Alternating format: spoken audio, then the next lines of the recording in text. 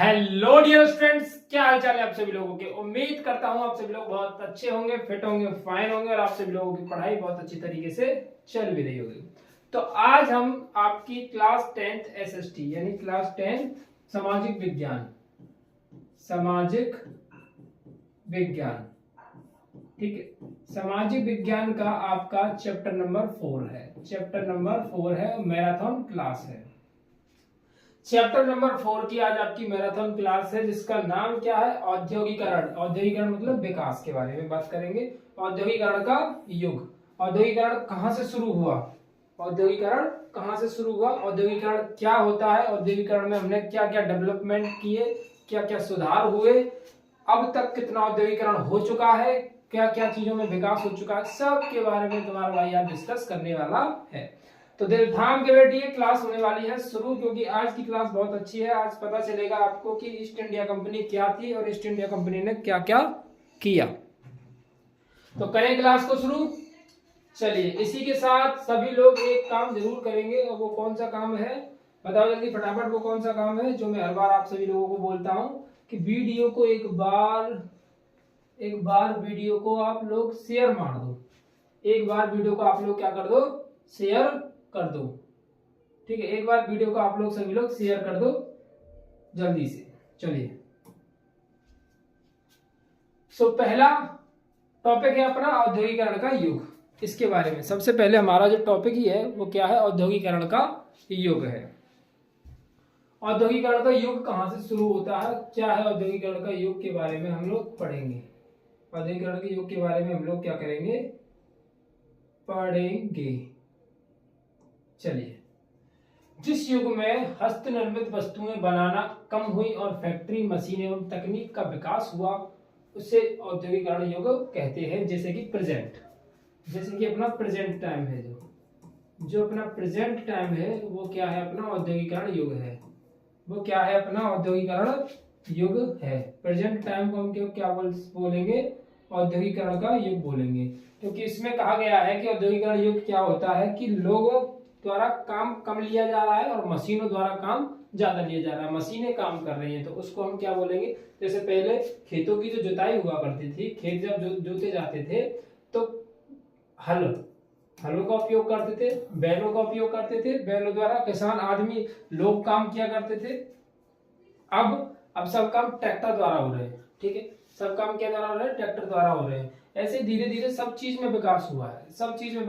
जहां 10 लोग काम करते थे वहां 10 लोगों की जगह पर एक लोग काम कर रहा है उस मशीन को चलाने के लिए। 9 लोगों का बेरोजगार यानी 9 लोगों का रोजगार खत्म हो गया, क्योंकि मशीन आ गई है जो कि उनकी जगह काम कर रही है। सिर्फ उस मशीन को चलाने वाला एक व्यक्ति चाहिए, एक व्यक्ति की जरूरत है। यानी 9 लोगों के लिए जो रोजगार था वो खत्म हो गया। यानी कि जिस युग में हस्त निर्मित वस्तुएं बनाना कम हुई और फैक्ट्री, मशीन एवं तकनीक का विकास हुआ उसे हम औद्योगिकरण युग कहते हैं। जैसे खेतीहार समाज औद्योगिक विकास समाज में बदल गए। 1760 से 1840 तक के युग, 1760 से 1840 तक के युग को औद्योगिकरण का युग कहा जाता है, जो मनुष्य के लिए खेल परिवर्तन नियम जैसा हुआ। खेल के परिवर्तन के नियम जैसा हुआ। ये सब याद रखने की जरूरत नहीं है। पूर्व औद्योगिकरण क्या था, यानी पहले हम क्या करते थे, पहले क्या विकास था। यूरोप में औद्योगिकरण के पहले के काल को पूर्व औद्योगिकरण युग कहा जाता है, कहते हैं। दूसरे शब्दों में कहा जाए तो यूरोप में सबसे पहले कारखाने लगने के पहले के काल को पूर्व औद्योगिकरण का काल कहते हैं। इस अवधि में गांव में सामान बनते थे जिस शहर के व्यापारी खरीदते थे। गांव में सामान बनते थे और शहर के व्यापारी खरीदते थे। ऑलमोस्ट कहानी सबरी कहां से शुरू होती है, यूरोप से। कहां से सब कहानी शुरू होगी सर, यूरोप से। क्योंकि भारत में तो अभी औद्योगिकरण आया ही नहीं है। ठीक है, भारत तो अभी बहुत पीछे, मतलब भारत में औद्योगिकरण कहां से शुरू होगा, जब ईस्ट इंडिया कंपनी आएगी, जब वो लोग हम पे राज करेंगे, फिर वो लोग अपनी पॉलिसीज को यहाँ चलाएंगे, फिर मशीनें लाएंगे, वो सब कुछ होगा ईस्ट इंडिया कंपनी आने के बाद। ये सब कहानी पहले विदेशों में थी। मतलब विदेश हमसे आगे क्यों है, क्योंकि उनके पास औद्योगिकरण सबसे पहले था, उनके पास जो विकास था वो सबसे पहले था। और सबसे पहले कहानी शुरू हुई यूरोप से। यूरोप में क्या हुआ करता था कि यूरोप में पूर्व औद्योगिकरण का मतलब है कि पहले औद्योगिकरण कैसे हुआ करता था कि लोग अपने हाथों से सामान बनाते थे और बना करके बाजारों में बेचते थे। मतलब कोई मशीन नहीं थी, कोई कुछ नहीं था, सब पहले यही चलता रहता था। तो यही चलता रहा धीरे धीरे। तो फिर औद्योगिक में क्रांति आई, यानी कि डेवलपमेंट में आपकी एक क्रांति आई। औद्योगिक क्रांति का शाब्दिक अर्थ क्या है? औद्योगिक उत्पादन में होने वाला परिवर्तन, यानी कि जो पहले काम किया करते थे हाथों से, अब उस काम को थोड़ा बहुत डेवलपमेंट मिला। ठीक है, उस काम को पहले डेवलपमेंट मिला। जैसे अगर मैं एग्जाम्पली बात बताऊं कि जैसे पहले लोग चिट्ठी भेजा करते थे एक जगह से दूसरी जगह, या फिर जाना होता तो पैदल ही चल रहे थे। पहले के समय में पैदल ही चल रहे थे। तो धीरे धीरे विकास हुआ, लोग बैलगाड़ी का इस्तेमाल करने लगे। ठीक है, उससे भी अगर थोड़ा सा और ऊपर अगर हम उठे तो साइकिल बनी। तो सबसे पहले जो साइकिल थी, एक तरीके से समझ सकते हो कि औद्योगिक का क्रांति थी, औद्योगिक के अंदर क्रांति थी। लोग अब साइकिल से थोड़ा फास्ट काम कर पा रहे थे, साइकिल से फास्ट काम कर पा रहे, साइकिल से जा रहे। फिर साइकिल के बाद फिर और डेवलपमेंट हुआ, और डेवलपमेंट हुआ। आज चल रही है आपकी R15 KTM, जो कि इतनी फास्ट है कि लोग को मतलब सड़क, मतलब व्यक्ति को सड़क का रास्ता दिखा देती है अगर ज्यादा तेज चल जाए तो। ठीक है, तो औद्योग उत्पादन में होने वाला परिवर्तन यानी औद्योगिक क्रांति का तात्पर्य उत्पादन प्रणाली में हुए परिवर्तनों से है, जिनके फलस्वरूप जन साधारण की अपनी कृषि व्यवस्था एवं घरेलू उद्योग धंधों को छोड़कर नए प्रकार के बड़े उद्योगों में काम करने तथा यातायात के नवीन साधनों का उपयोग करने को मिला। अतः औद्योगिक क्रांति के कारण 3 वस्तुओं का जन्म हुआ। पहला कारखाना, दूसरा बड़े बड़े औद्योगिक नगर, और तीसरा पूंजीपति वर्ग। अच्छा, ये तो देखो ठीक है, ये जो है इसका तो निर्माण होना ही होना था, इसका तो निर्माण होना ही होना था। अब ये क्या चीज है सर, इसको समझा दीजिए एक बार। चलो, तो मतलब औद्योगिक क्रांति जब आई तो उसमें 3 जो बेस्ट, मतलब 3 जो चीज है उनमें डेवलपमेंट हुआ। सबसे पहले कारखाने खुलेंगे, कारखाने खुलेंगे तो औद्योगिक क्रांति हुई। कारखाने यानी जगह जगह फैक्ट्रियां बनेंगी। बड़े बड़े औद्योगिक नगर बन जाएंगे कि हाँ, ये नगर जिसमें सबसे ज्यादा इंडस्ट्रियल एरिया, जिनको हम बोल सकते हैं इंडस्ट्रियल एरिया, जहां पर लोग औद्योगिक कारखाने बनते हैं, कारखानों का काम होता है, मशीनरी वगैरह है, फैक्ट्रीज वगैरह है, इंडस्ट्रियल एरिया है। अब इन लोगों, इन कारखानों में, इन कारखानों के मालिक हैं, इनके बाद में फिर जब लोग काम करेंगे, पैसा कमाएंगे, तो वो लोग फिर किस श्रेणी में आएंगे? वो लोग हायर क्लास में आएंगे। तो उनके बाद फिर किसका जन्म हुआ? पूंजीपति वर्ग का। पूंजीपति वर्ग समझ रहे हो? मतलब 2 तरीके के, 2 या 3 तरीके के वर्ग बोल सकते हो। अब हम लोग क्या बोलते हैं? 3 तरीके के वर्ग बोलते हैं, जैसे कि एक मिडिल क्लास फैमिली, एक हायर क्लास फैमिली, और एक लोअर क्लास फैमिली। ठीक है, तो मिडिल क्लास फैमिली जो अच्छा, मतलब ठीक ठाक बच्चे उसके पढ़ रहे हैं, खा रहे हैं, पी रहे हैं, और ठीक है। हायर क्लास फैमिली जिनमें बच्चे पढ़ भी रहे, मौज भी ले रहे, एकदम टकाटक, एकदम आनंद आ रहे हैं, मतलब कोई प्रॉब्लम ही नहीं है बच्चों को कोई। और मिडिल क्लास में नॉर्मल चलता है जो कुछ भी है। लोअर क्लास में बिल्कुल बेचारे बच्चे उनके पढ़ नहीं रहे हैं, काम धंधा कर रहे हैं, या फिर मतलब जो कुछ भी एनीथिंग, तो आप समझ रहे हो मैं क्या कहना चाहता हूँ। तो कुल मिला के पूंजीपति वर्ग का निर्माण हो गया। पूंजीपति वर्ग मतलब ये लोग, पैसे वाले लोग, जो कि ज्यादा पैसा कमा रहे हैं, काम कर रहे हैं, अपनी मशीनरी से काम कर रहे हैं, कारखाने खोले उन्होंने तो पैसा कमा रहे हैं। औद्योगिक क्रांति का शब्द का सर्वप्रथम प्रयोग फ्रांस के समाजवादी चिंतक लुई बुलो ने 1837 में किया। यह क्रांति सबसे पहले इंग्लैंड में हुई। औद्योगिक क्रांति सबसे पहले कहाँ हुई थी? इंग्लैंड। ये याद रखना, इंग्लैंड। और ये इंग्लैंड वासी ही, यानी ब्रिटिशर्स, इंग्लैंड वासी ही हमारे देश पर आकर के कब्जा करेंगे, जिसको बोलेंगे उपनिवेशवाद। इसको हम क्या बोलेंगे? उपनिवेशवाद। ये लोग तो आएंगे इंग्लैंड वासी। अच्छा चलो आगे बढ़े। चलो, क्या है भाई?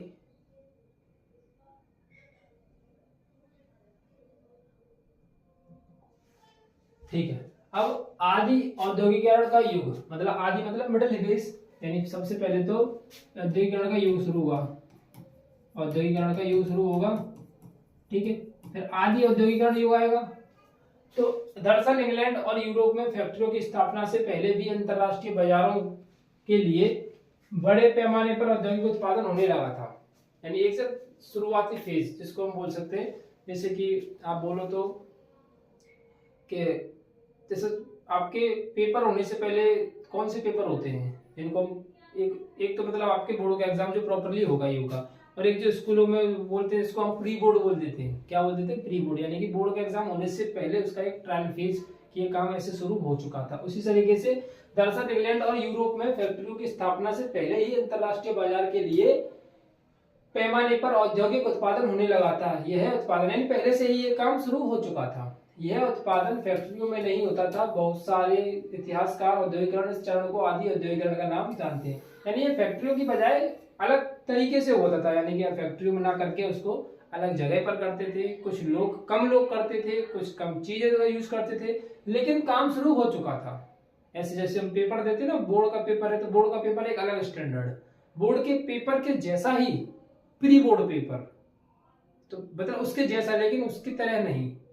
अपने ही टीचर हैं उसमें, देखने को थोड़ी बहुत चीटिंग हो रही है, अपने ही लोग हैं, लड़कियां भी हैं लड़के भी हैं, सब पेपर दे रहे हो, अपने टीचर हैं, ठीक है, आनंद है।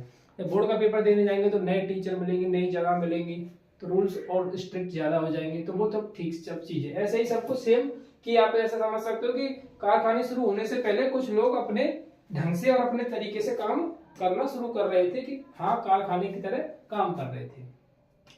गांवों और शहरों का क्या संबंध था, इसको पढ़ लेते हैं।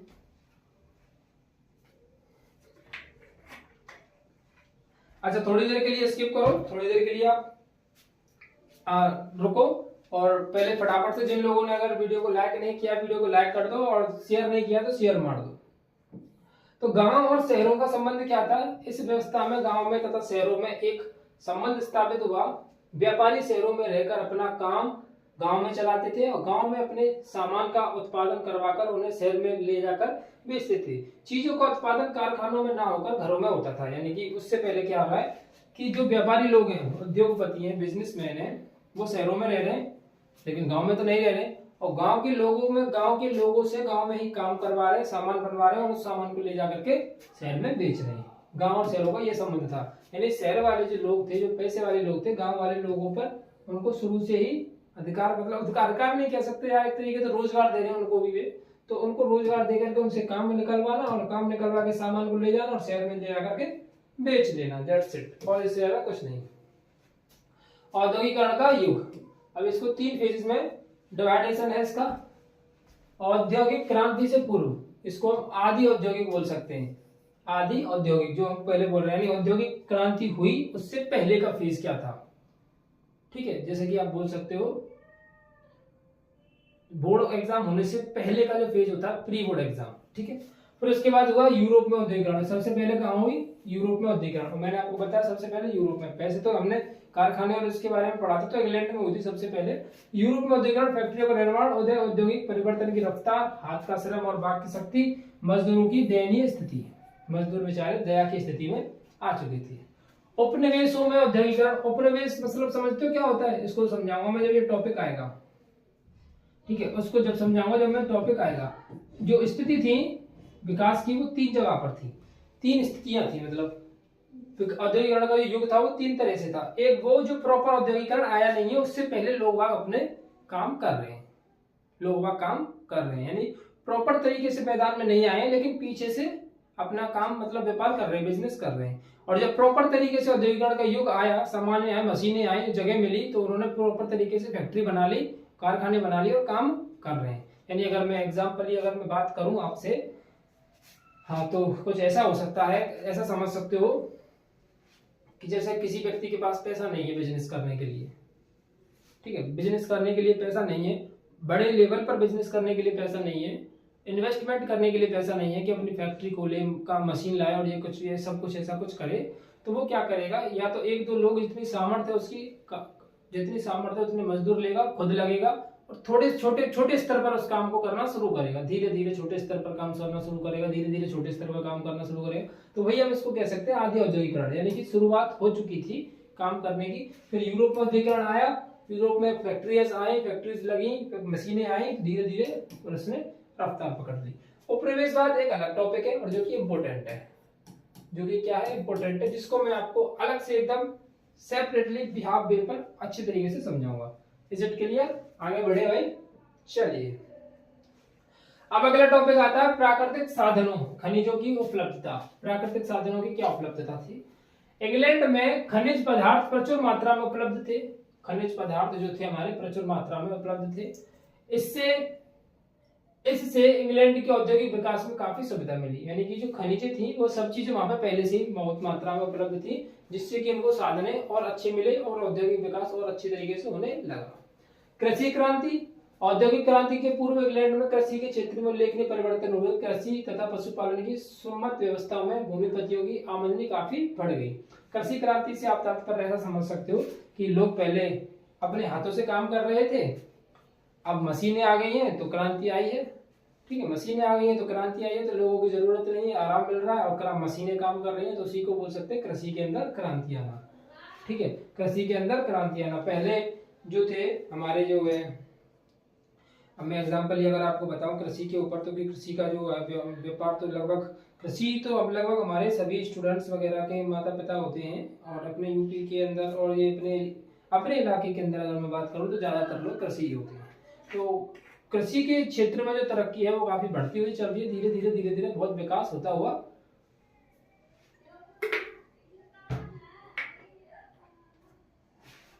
ठीक है, अब है कुशल कारीगर।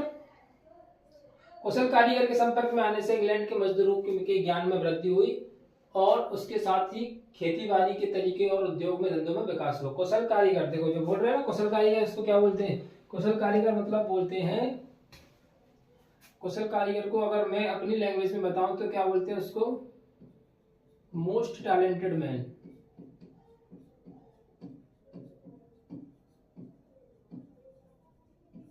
मोस्ट टैलेंटेड मैन मतलब कि जो व्यक्ति अपने काम में परफेक्ट है, जो व्यक्ति अपने काम में परफेक्ट है उसकी हर जगह पे वैल्यू है, हर जगह पर वैल्यू है, समझ रहे हो? जो अपने ज्ञान में परफेक्ट है, जो अपने काम में परफेक्ट है, वो जहां जाएगा अपना काम से, अपने तरीके से, अपने काम करने के हुनर से अपना जो दबदबा है स्वयं बना लेगा। ठीक है ना? तो यही कुशल कारीगरों की पहचान होती है।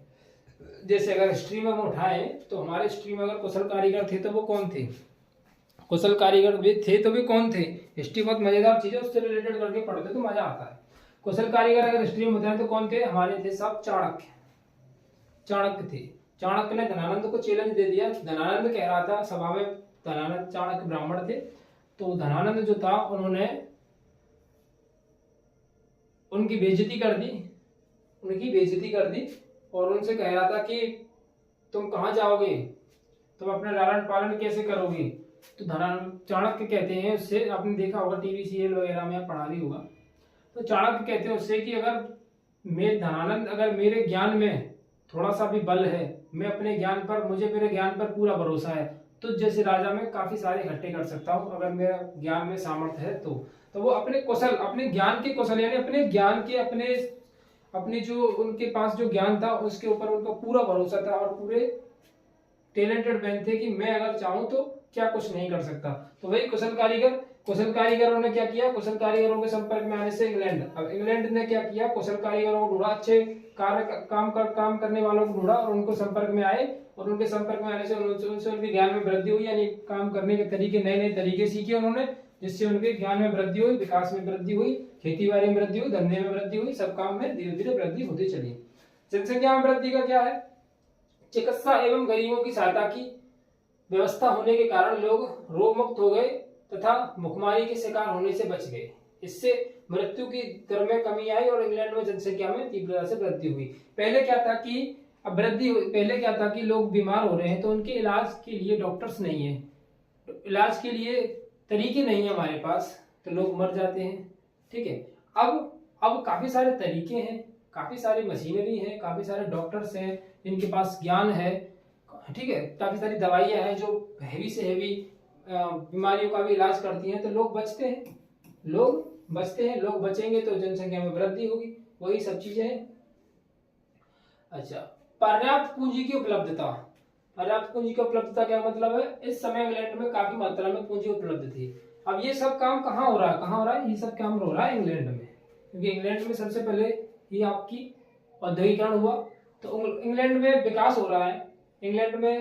हो रहा है, लोग हैं, सब चीज उपलब्ध है उनके पास, कुशल कारीगर है, काम हो रहा है, औद्योगिकरण हो रहा है, विकास हो रहा है, व्यापार बढ़ रहा है, बिजनेस बढ़ रहा है, तो बिजनेस बढ़ेगा तो पैसा तो आएगा ही आएगा। तो इस समय पर जो इंग्लैंड है काफी मात्रा पूंजी उपलब्ध है उसके पास, मतलब उसके पास पैसा दबा के है, उसके पास पैसा जो है दबा के है। इस समय ब्रिटेन में विदेशी से काफी धन लाया गया। दास व्यापार तथा भारत से लूटकर लाए गए धन का निवेश इंग्लैंड में हुआ। ये दास क्यों लिखा हुआ है? भारत से लूटकर लाए गए धन का निवेश इंग्लैंड में हुआ। अब ये लोग क्या किया, इन्होंने भारत से धन लूटा, बहुत लुटेरे आदमी है, इन्होंने भारत से जो पैसा लूटा उनको निवेश कहाँ किया, इंग्लैंड में किया, तब जाके तरक्की कर रहे हैं। कुल मिला के हमारे पैसे पे तरक्की कर रहे हैं, वैज्ञानिक प्रगति, इस युग में जितने भी वैज्ञानिक आविष्कार हुए उनसे अधिकांश इंग्लैंड में ही हुए। जितने भी विकास हुए वैज्ञानिक तौर तरीकों पे, ये अधिकांश कहाँ पर हुए, इंग्लैंड में हुए। यानी अभी बात इंग्लैंड की ही हो रही है, अभी अपने भारत पर तो बात आई नहीं, क्योंकि भारत तो अभी एक बार गुलाम होगा। जब ईस्ट इंडिया कंपनी आएगी तो गुलाम होगा, तो हमको उन लोगों के लिए काम करना पड़ेगा, हमारा तो अभी कुछ है ही नहीं सिस्टम। यातायात की सुविधा उपलब्ध हुई। 18वीं शताब्दी में परिवहन क्षेत्र में महत्वपूर्ण परिवर्तन हुए। यातायात की सुविधाएं के लिए प्रमुख शहरों में नगरों में जुड़ा गया, पुरानी नहरों को चौड़ा किया गया और काफी सारे परिवर्तन किए गए। कुल मिलाकर धीरे धीरे सब क्षेत्र में परिवर्तन हो रहा है।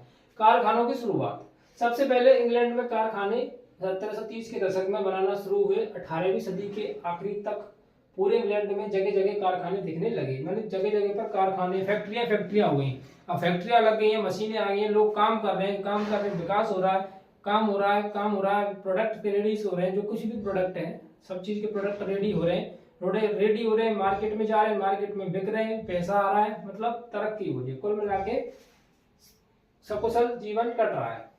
इस नए युग का पहला प्रतीक कपास था। सबसे पहला प्रतीक क्या था? कपास, कॉटन। सबसे पहला प्रतीक क्या था? कॉटन था। 19वीं सदी के आखिरी में कपास के उत्पादन में भारी बढ़ोतरी हुई।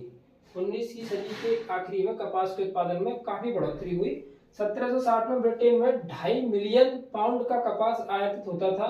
1787 तक यह मात्रा बढ़कर 22 मिलियन पाउंड हो गई। यानी 2.5 मिलियन से सीधा कितना? 22 मिलियन। कितने सालों में? मात्र 27 सालों में। 27 साल वैसे बहुत होते हैं। कारखानों से क्या लाभ हुए? कारखानों के खुलने से कई फायदे हुए।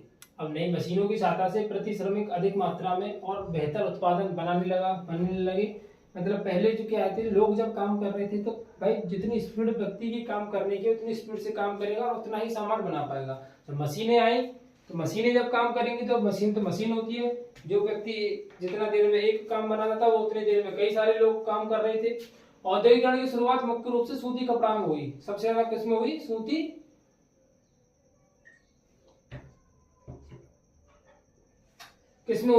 कपड़ा में हुई थी, जिसको मैनचेस्टर बोला जाता है। कारखानों में श्रमिकों की निगरानी और उनसे काम लेने अधिक आसान हो गया,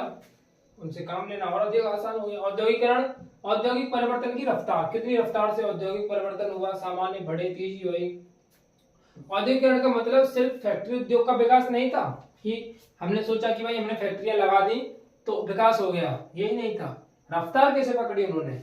औद्योगिकरण का मतलब सिर्फ फैक्ट्री उद्योग का विकास नहीं था, कपास तथा सूती वस्त्र उद्योग एवं लोहा व स्टील उद्योग में बदलाव काफी तेजी से हुए और ये ब्रिटेन की सबसे फलते फूलते उद्योग थे। सबसे फलते फूलते उद्योग कौन से थे? सूती वस्त्र का उद्योग, लोहा व स्टील का उद्योग में काफी बदलाव हुए। औद्योगिकरण के पहले दौर में 1840 के दशक तक सूती कपड़ा उद्योग अग्रणी क्षेत्र था। रेलवे के प्रसार के बाद लोहा स्तंभ उद्योग में तेजी से वृद्धि हुई। यानी लोहा को एक जगह से दूसरी जगह ट्रांसफर करना, लोहे को बनाना, ठीक है, लोहे के सामानों को बनाना फैक्ट्रियों में, फिर उसको एक जगह से दूसरी जगह तक भेजना, व्यापार करना। अब ऐसा थोड़ी है कि लोहा बनाया तो अपने ही शहर में, अपने ही इलाके में, अपनी ही गली में व्यापार होगा उसका, फिर तो लोग चाहेगा कि ये पूरे सब जगह पर उसका व्यापार हो। तो सब जगह पर व्यापार करने के लिए उसको साधन भी तो चाहिए उसको भेजने के लिए। अब ऐसा थोड़ी है कि काफी सारा लोहा तुम खोपड़ी पे रख के लेके चले जाओ, नहीं, कुछ ना कुछ तो साधन चाहिएगा। तो रेलवे के आने से इसमें बहुत ज्यादा वृद्धि हुई। अब रेलवे आ गई है तो रेलवे तो काफी सारा सामान रेल में रख करके एक जगह से दूसरी जगह तक बहुत आसानी से और बहुत कम समय में पहुंचाया जा सकता है। इंपोर्ट एक्सपोर्ट, तो इससे बहुत फायदा हुआ। रेल का प्रसार इंग्लैंड में 1840 के दशक में हुआ और उपनिवेशों में यह 1860 के दशक में हुआ। उपनिवेशों में मतलब अपने भारत में, ऐसा समझ सकते हो। उपनिवेशों में मतलब अपने भारत में। उपनिवेश क्या होते हैं? जो किसी देश के अंडर में देश होता है उसको उपनिवेशिक देश बोलते हैं। यह 18 शतक में हुआ था। 1873 आते आते ब्रिटेन से लोहा और इस्पात के निर्यात की कीमत 77 मिलियन पाउंड हो गई। यह सूती कपड़े के निर्यात का दोगुना था। वो 22 मिलियन और ये 77 मिलियन, बताओ। लेकिन औद्योगिकरण का रोजगार पर खास असर नहीं पड़ा। 19वीं सदी के अंत तक पूरे कामगारों का 20% से भी कम तकनीक रूप से उन्नत औद्योगिक क्षेत्र में नियोजित था। इससे यह पता चलता है कि नए औद्योगिक पारंपरिक उद्योगों को विस्थापित नहीं कर पाए थे। सूती वस्त्र का उद्योग। अब सबसे पहले सूती वस्त्र और एक लोहा के बारे में पढ़ा था हमने। सूती वस्त्र के बारे में पढ़ो सबसे पहले। सूती वस्त्र का उद्योग इंग्लैंड का सबसे अधिक उत्पादन वाला उद्योग था। इंग्लैंड का सबसे अधिक उत्पादन वाला उद्योग क्या था? सूती वस्त्र। 19वीं सदी में ब्रिटेन कपड़ा का सबसे बड़ा उत्पादक बने गया था। 19वीं सदी में कपड़ा उद्योग में विकास होने के बावजूद सारा उत्पादन कारखानों में ना होकर कुछ उत्पादन घरेलू तरीकों से भी होता था। ये जरूरी नहीं है कि पूरा जो सिस्टम है, पूरा सिस्टम जो है मशीनों पर ही डिपेंड हो। मशीनें कुछ ही तरह के कपड़ों को, कुछ ही तरह की डिजाइनों को, कुछ ही तरह के कामों को कर सकती थी, सभी कामों को नहीं कर सकते थे। तो कुछ काम घरेलू तौर तरीके यानी कि कुशल कारीगरों के भी हाथ में थे। हाथ का श्रम। औद्योगिकरण में ब्रिटेन में सस्ते मानव श्रम की भूमिका भी अग्रणी रही। श्रमिकों की संख्या बढ़ने से उनको कम वेतन पर नौकरी करनी पड़ी। मिल मालिकों को मशीन पर लगने वाले खर्च से कम खर्च पर श्रमिक उपलब्ध हो जाते थे। उन्हें मशीनें लगाने पर अधिक दिलचस्पी नहीं थी। मशीन लगवाने में अधिक पूंजी जरूरत होती थी तथा उनके खराब होने पर मरम्मत करवाने में भी अधिक खर्चा आता था। अतः उद्योगपति मशीन की बजाय हाथ के श्रम को अधिक महत्व देते थे, जिससे उन्हें ज्यादा फायदा होता था। श्रमिकों की संख्या आवश्यकता अनुसार घटाई बढ़ाई जा सकती थी। ये भाई बहुत मतलब जो काम करते, जो मजदूर रहते, उनका शोषण था, ये उनका शोषण ही था। अब ज्यादा भाई देखो, ज्यादा बेरोजगारी होगी तो सब लोग काम करेंगे कि हमको भी काम चाहिए, हमको भी काम चाहिए। जब तुमको जरूरत तुम्हारी काम की है तो पैसा फिर सामने वाला डिसाइड करता है। अब वो पैसा अपने कम पैसे पर लोग मिल रहे थे उनको, उन पर ये काम करवा रहे थे। जब कम पैसों पर ज्यादा लोग मिल रहे हैं उनको, तो फिर वो मशीनें ज्यादा क्यों लगाएं? क्योंकि उनकी मेंटेनेंस भी ज्यादा है, मशीनों का खर्चा भी ज्यादा है, खराब हो गई तो भी खर्चा ज्यादा है। इनका तो ये है कभी कम कभी ज्यादा, अगर कोई ज्यादा काम नहीं कर पा रहा तो उसको निकाल करके कोई और दूसरा मजदूर आ जाएगा। ये सब तो भाई जो काम करवाते हैं वो तो सब ये सब चीज सोचते हैं। यानी कि एज इट इज कि आप सोचो कि जो फैक्ट्री के मालिक होते हैं और जो लोग ये होते हैं बिजनेसमैन, ये सब चीज सोचते हैं।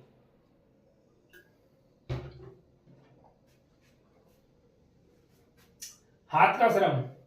उस जमाने में श्रमिकों की कोई कमी नहीं होती थी, इसलिए श्रमिकों की किल्लत या अधिक परिश्रम की कोई समस्या नहीं थी। इसलिए महंगी मशीनों में पूंजी लगाने की अपेक्षा श्रमिकों को लगाना बेहतर समझा जाता था। मैंने आपसे बोला ना कि वो महंगी मशीनों के पहले मजदूरों की कोई कमी नहीं है। 10 चाहिए 10 मिल जाएंगे, 20 चाहिए 20 मिल जाएंगे, 50 चाहिए 50 मिल जाएंगे।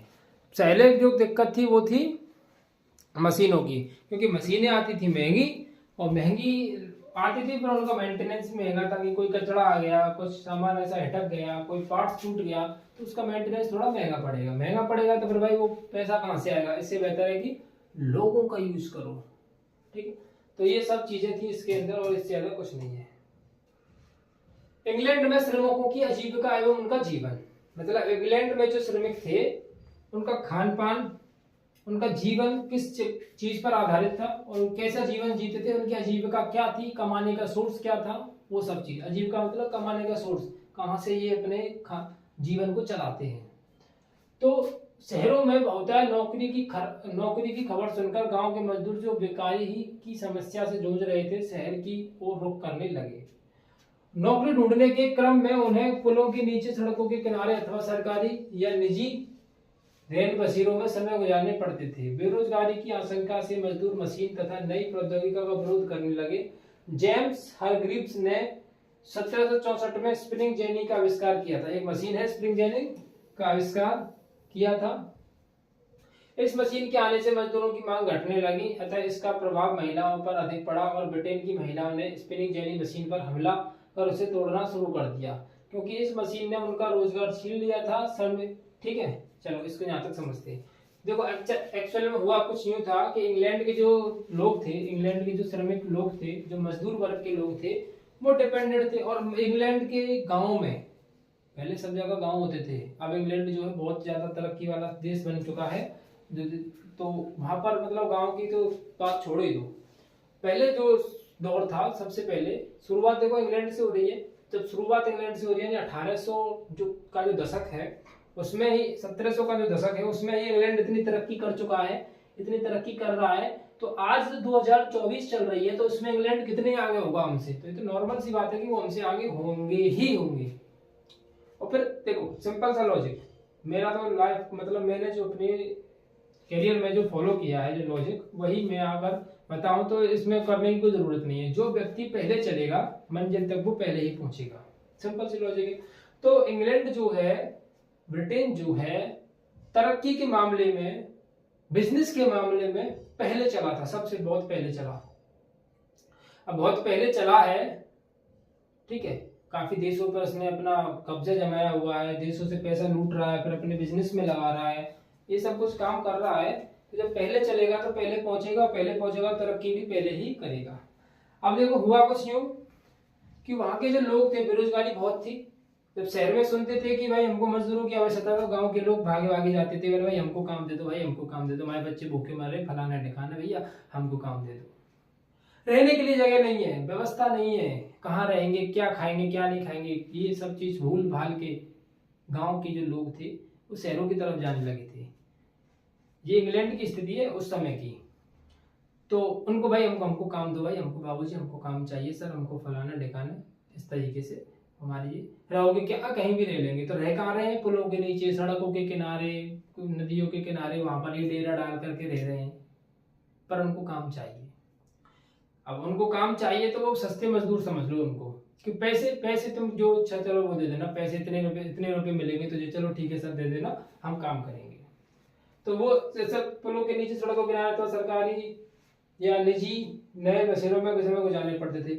बेरोजगारी की आशंका से मजदूर मशीन तथा नई प्रौद्योगिकी का विरोध करने लगे। अब बेरोजगार जो लोग थे वो नई चीजों का विरोध करने लगे।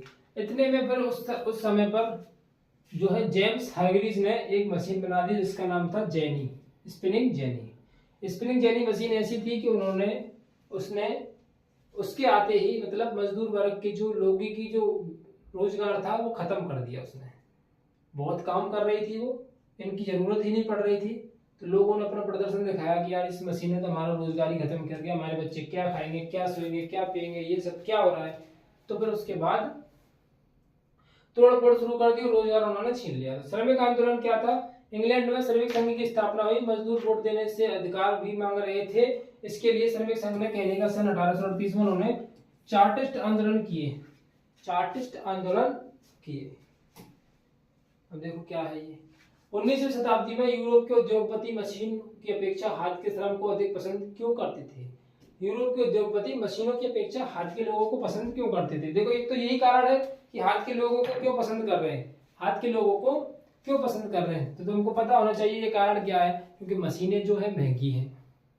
अब चलो ठीक है मशीनें महंगी हैं, कुछ लोग ऐसे भी हैं कि मशीनों से काम करवाएंगे, मशीनें महंगी है तो क्या होगा, काम ज्यादा अच्छा होगा और ये होगा वो होगा, तो लोग मशीनों को भी प्रेफर कर रहे हैं। कुछ लोग ऐसे हैं, कुछ लोग कि वो मशीनों को छोड़ करके श्रमिकों को प्रेफर कर रहे हैं, क्योंकि उनको कम रुपए में मजदूर मिल रहे हैं, ज्यादा मजदूर मिल रहे हैं, ज्यादा काम हो रहा है और मशीन महंगी आएंगी, मेंटेनेंस ज्यादा होगा, ये सब चीजें सोच करके उन्होंने श्रमिकों पे ज्यादा काम करवा दिया। ब्रिटेन में उद्योगपतियों को मानव श्रम की कोई कमी नहीं थी। वे मशीन इसलिए नहीं लगाना चाहते कि क्योंकि मशीन अधिक पूंजी में निवेश करनी पड़ती है। कुछ मौसमी उद्योगों के लिए वे उद्योगों में श्रमिकों द्वारा हाथ से काम करवाना अच्छा समझते थे और वही सब चीजें। और बाजार में अक्सर बारीक डिजाइन और खास आकारों वाली चीजों की मांग रहती थी जो हस्त कौशल पर निर्भर थी।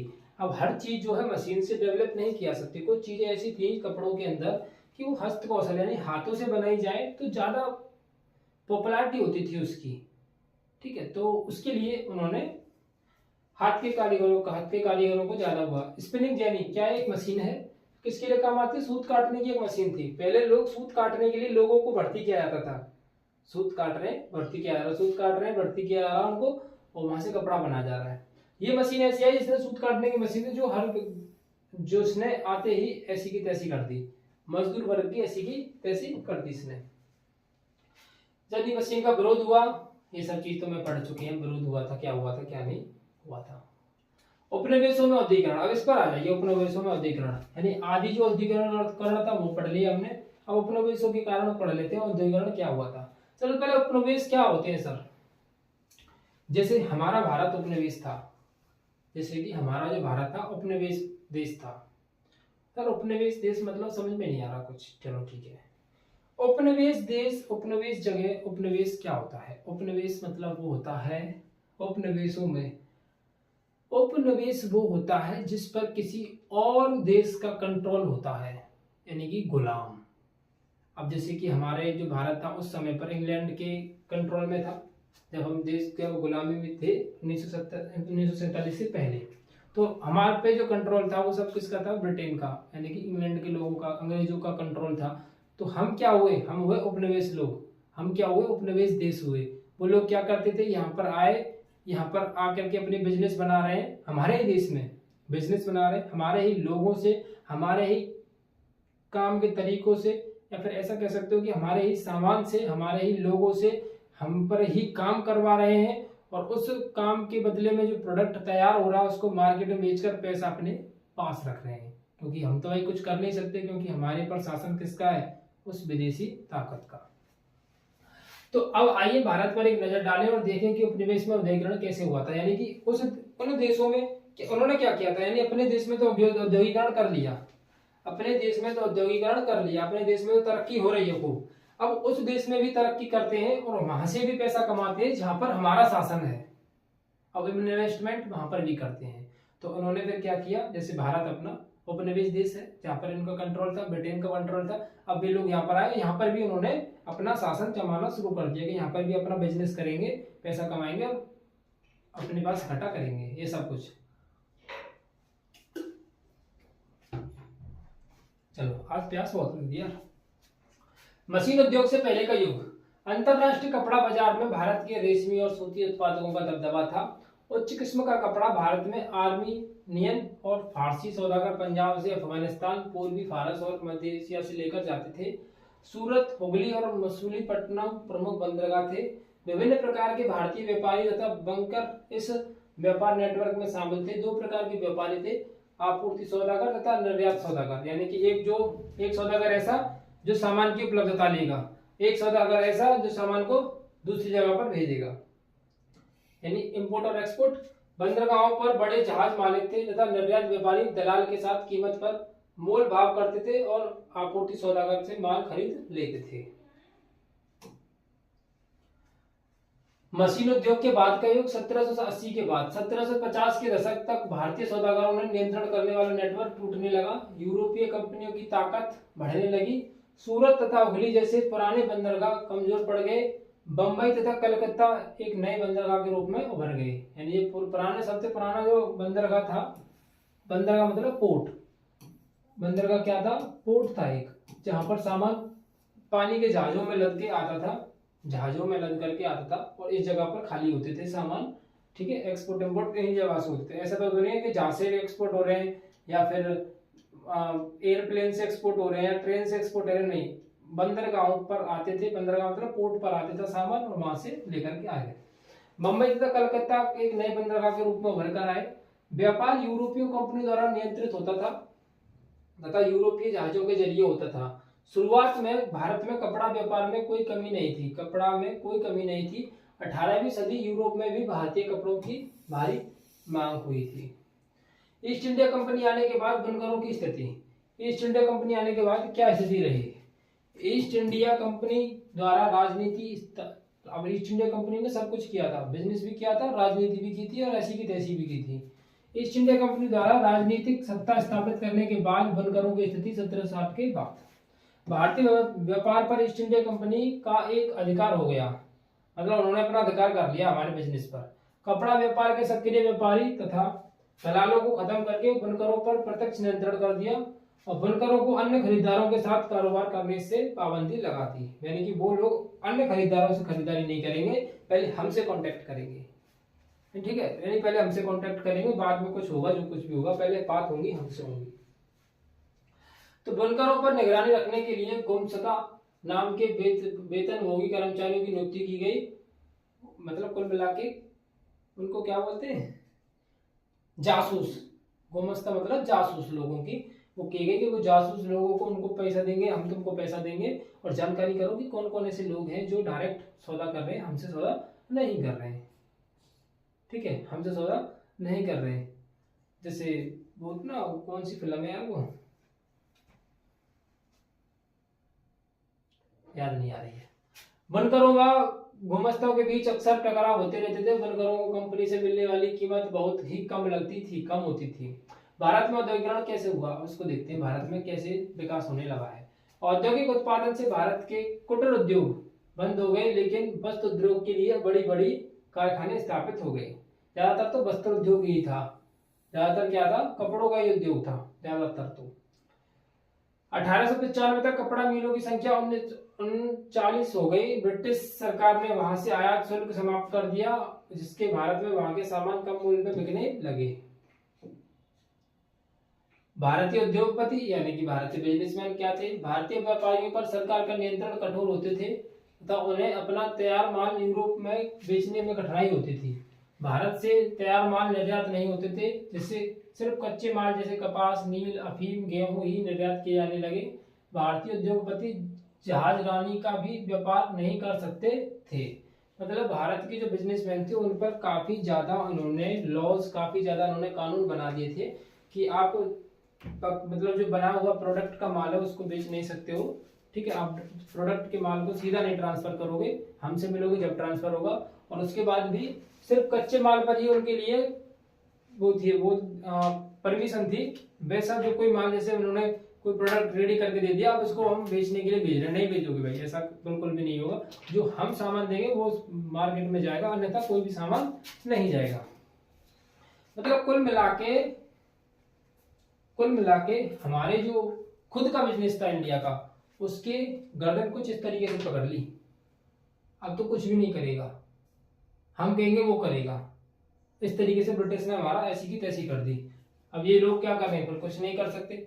इन पर जहाज रानी का भी व्यापार नहीं था, जहाज के ऊपर भी कोई भी व्यापार नहीं कर सकते थे। 1907 ईस्वी में जमशेद जी टाटा ने बिहार के सकाची नामक स्थान पर Tata iron and steel company की स्थापना की। इसको टिस्को की क्या आती है, गाटर। टिस्को की क्या आती है, गाटर आती है, मकान बनते हैं जो, की स्थापना की। जमशेद जी टाटा ने 1901 में Tata hydro electric power station की भी स्थापना की। मजदूरों की उपलब्धता, कारखानों के विस्तार होने से मजदूरों की मांग बढ़ी। अब भाई जब कारखाने बनेंगे तो उनमें काम करने वाले लोग भी तो चाहिए, मतलब मजदूर चाहिए। अब तो मजदूरों की मांग बढ़ी। जहां भी कारखाने खुले आसपास के इलाकों के से ही मजदूर आते थे। धीरे धीरे दूर दूर से भी लोग काम की तलाश में आने लगे। मिलों की संख्या बढ़ने से मजदूरों की मांग भी बढ़ने लगी, परंतु मजदूरों की संख्या मिल में रोजगार से अधिक रहती थी, इसलिए कई मजदूरों की संख्या मिल में रोजगार से अधिक रहती थी, इसलिए कई मजदूरों के रह जाते थे। मिल मालिक नए मजदूरों को भर्ती करने के लिए एक जॉबर रखते थे। मालिक का विश्वसनीय कर्मचारी होता था। जॉबर अपने गांव से लोगों को लाता था। वही सब चीज यार गांव में नहीं कहते यार हमारे लड़के को लगा दे यार अपनी कंपनी में, अपनी फैक्ट्री में, तो देखूंगा, मैं बात करूंगा। तो वही जब दलाल वाला टाइप सिस्टम। प्रथम विश्व युद्ध के बाद औद्योगिकरण में तेजी। प्रथम विश्व युद्ध के तक भारत में औद्योगिक विकास की प्रगति धीमी रही, परंतु युद्ध के दौरान उसमें तेजी आई, क्योंकि ब्रिटिश कारखाने युद्ध से जुड़ी सामग्री बनाने में व्यस्त थे। इसलिए भारत में मैनचेस्टर से आयात कम हो गया, जिससे भारत को देशी बाजार मिल गया। मैनचेस्टर मतलब कपड़ों का उद्योग होता है, सूती वस्त्र का उद्योग। मैनचेस्टर जहाँ सूती वस्त्र का उद्योग सबसे ज्यादा होता है। अगर हम बात करें कि भारत का मैनचेस्टर क्या है, बताओ, तो भारत का मैनचेस्टर क्या है, कौन सा राज्य है जो भारत का मैनचेस्टर है, तो हम बोलेंगे अहमदाबाद, क्योंकि अहमदाबाद एक ऐसा जगह है जहां पर सूती वस्त्र का सबसे ज्यादा काम होता है, जिससे भारत को देशी बाजार मिल गए। अधिक दिनों तक युद्ध चलने से भारत के कारखानों में भी युद्ध के लिए जूट की बोरियां, फौजियों की वर्दी, कपड़े, टेंट, चमड़े के जूते आदि बनने लगे। इस सब के लिए नए कारखाने भी लगाए गए। मतलब युद्ध चल रहा है तो उसका ध्यान, पूरा यूरोप का ध्यान उस युद्ध पर है, तो हम लोग काम कर रहे हैं, हम लोगों का काम चल रहा है। और युद्ध में लोगों के लिए वर्दी चाहिए, ये सब चीज चाहिए, जूते वगैरह, तो उनको काम हो रहा है, काम हो रहा था, बिजनेस बढ़ रहा तो और भी मील लगाई गई, कुल मिला के उससे फायदा हुआ, औद्योगिकरण में तेजी आई। प्रथम विश्व युद्ध के बाद का औद्योगिकरण क्या हुआ? प्रथम विश्व युद्ध खत्म होने के बाद मैनचेस्टर के निर्मित सामान भारत से पहले जैसे स्थान नहीं पा सका। मैनचेस्टर के बने सामान की मांग सिर्फ भारत में ही नहीं बल्कि और भी जगहों में घट गई। प्रथम विश्व युद्ध के बाद औद्योगिकरण में लगातार इजाफा हुआ, कई नए कारखाने लाए गए। यद्यपि भारत में कोयला उद्योग का प्रारंभ सन 1814 में ही हो चुका था, जबकि रानीगंज पश्चिम बंगाल की कोयले की खुदाई का काम आरंभ हुआ था। इसको मत पढ़ो वाली, इसको मत पढ़ो, इस पर आ जाओ। भारत में औद्योगिकरण का प्रभाव, इससे कि क्या प्रभाव रहे भारत में औद्योगिकरण के प्रभाव क्या क्या रहे, कैसे मतलब लोग पैसे वाले बन गए कि गरीब हो गए, क्या हो गए कि मजदूर वर्ग बेकार हो गया।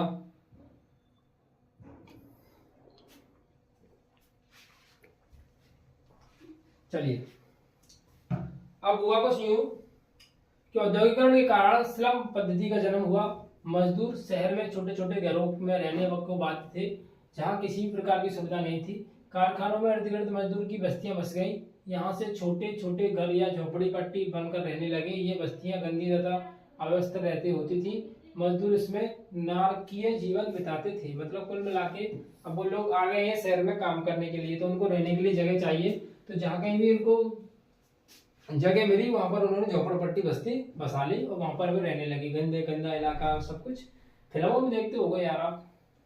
श्रमिक वर्ग एक श्रमिक आंदोलन 1881 में उनकी मांगे के आधार पर पहला फैक्ट्री एक्ट पारित हुआ। श्रमिकों की यानी कि मजदूरों के आधार पर एक पहला एक्ट पारित हुआ, जिसे में 7 वर्ष से कम आयु के बच्चों को कारखाने में काम करने का रोक लगाया गया था। 12 वर्ष से कम आयु के बच्चे काम कर सकते थे, पर उनके काम का घटते थी। 12 वर्ष से अधिक उम्र के होंगे, 12 वर्ष से अधिक उम्र। 31 अक्टूबर 1920 को Akhil Bharatiya trade union Congress AITUC Akhil Bharatiya union trade Congress AITUC की स्थापना हुई। लाला लाजपत राय को उसका प्रधान बनाया गया। 1920 में ही अंतरराष्ट्रीय श्रमिक संघ ILO अंतरराष्ट्रीय श्रमिक संघ राष्ट्र के तत्वाधान में गठित हुआ। इसको याद रखना। 1920 में LIO की घटना कब हुई? 1920 में।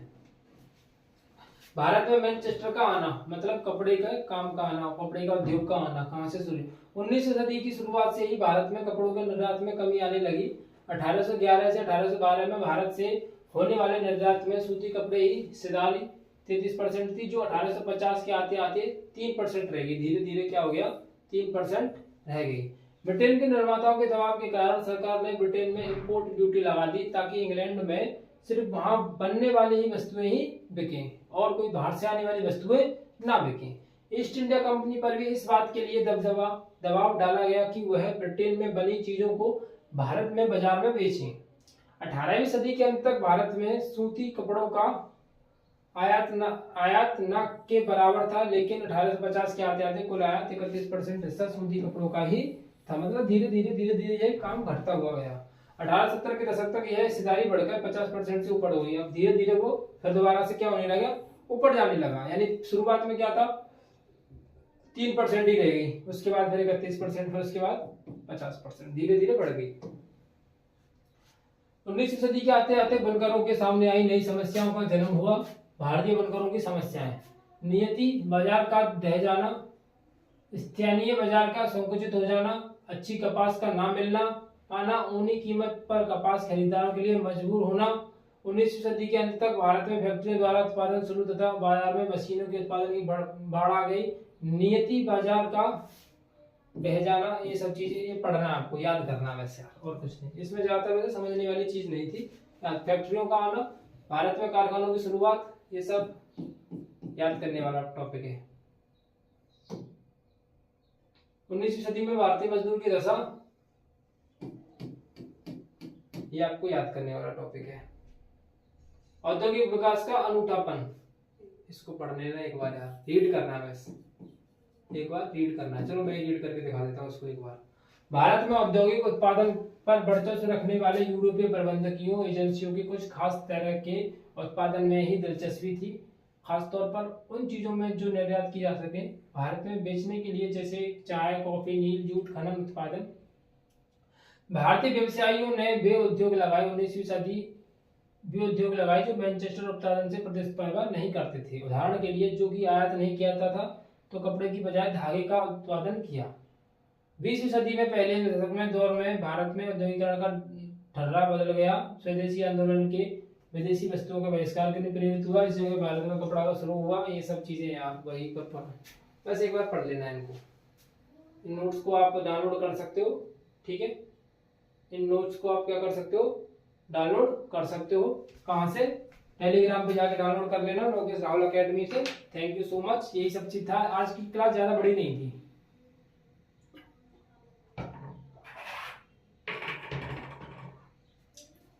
जो समझने वाली चीज थी वो स्टार्टिंग में थी, उसके बाद तो फिर याद करने वाला टॉपिक था।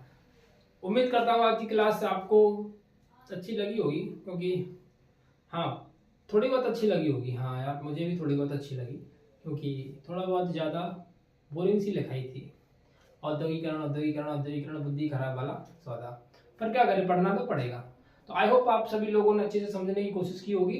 प्लीज़ वीडियो को शेयर कर दीजिएगा। अगर आप चैनल पर नए हो तो चैनल को सब्सक्राइब भी कर लीजिएगा। और हाँ एक बात और, इसको डाउनलोड कर लीजिएगा, क्योंकि 2 बार पढ़ लोगे, 2-3 बार पढ़ लोगे तो आपको अच्छी समझ में आ जाएगी। और एक और बात कि मैंने सामाजिक विज्ञान के कुछ क्वेश्चंस, इम्पोर्टेंट टॉपिक्स डिस्कस किए हुए हैं जो पेपर में हर साल पूछे जाते हैं। आप उनको पढ़ लो तो टेंशन फिर मुक्त हो जाओगे। समझ लो गंगा जी नहाए, ठीक है। उनको पढ़ लो, टेंशन खत्म। तो मिलते हैं अगली वीडियो में, क्योंकि 5 बजे होने वाली है, लाइव क्लास है, तो ज्वाइन कर लीजिएगा उसको।